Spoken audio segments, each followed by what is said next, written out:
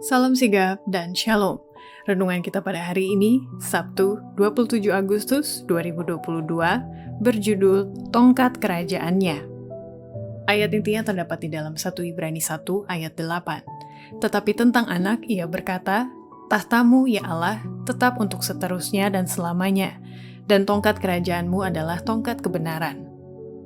Pena Inspirasi menuliskan yang dimaksud dengan judul renungan kita pagi ini, Tongkat Kerajaannya. Dikarenakan saya mengakui engkau mengampuni, agar supaya kita dengan penuh keberanian datang menghampiri tahta kasih karunia Allah untuk dapat mengalami kasih Allah yang tiada bandingnya itu adalah sebagai berikut.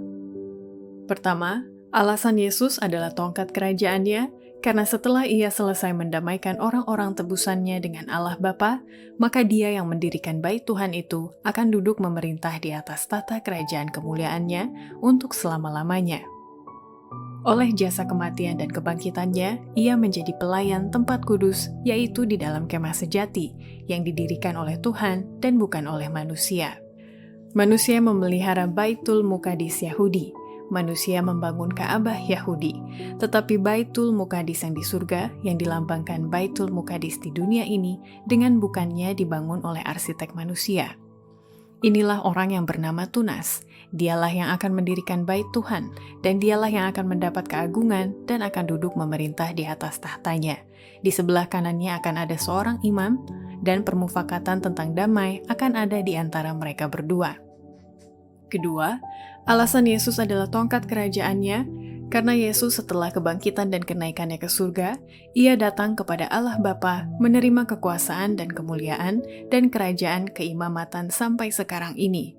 Makanya ia menjadi pengantara kita di surga selama masih berlangsung masa pemeriksaan atau pengadilan di surga. Kedatangan Kristus yang diterangkan di Daniel 7 ayat 13 dan 14 bukan kedatangannya yang kedua kali ke dalam dunia ini.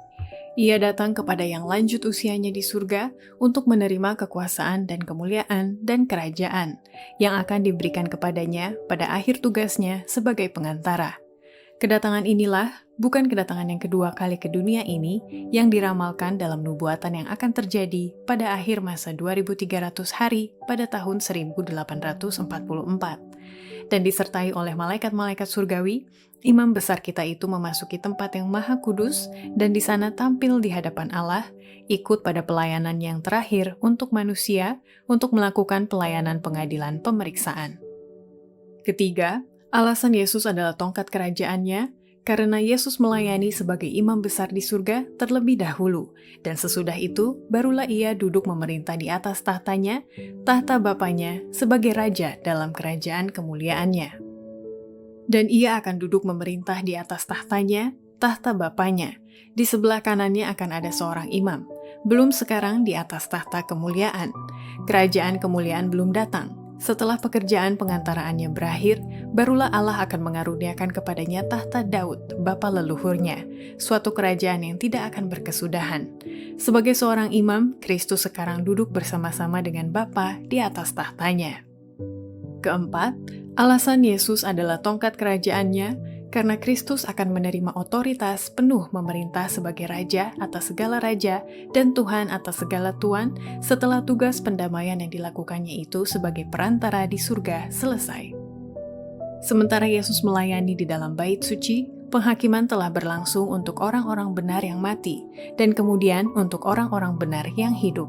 Kristus telah menerima kerajaannya, telah mengadakan pendamaian untuk umatnya dan menghapus dosa mereka. Rakyat kerajaan itu telah ditetapkan, pernikahan anak domba telah dilaksanakan, dan kerajaan itu dan kebesaran kerajaan itu di bawah segenap sorga telah diberikan kepada Yesus dan para pewaris keselamatan. Dan Yesus harus memerintah sebagai Raja atas segala raja dan Tuhan atas segala tuan. Demikianlah renungan kita pada hari ini, kiranya Tuhan memberkati kita semua.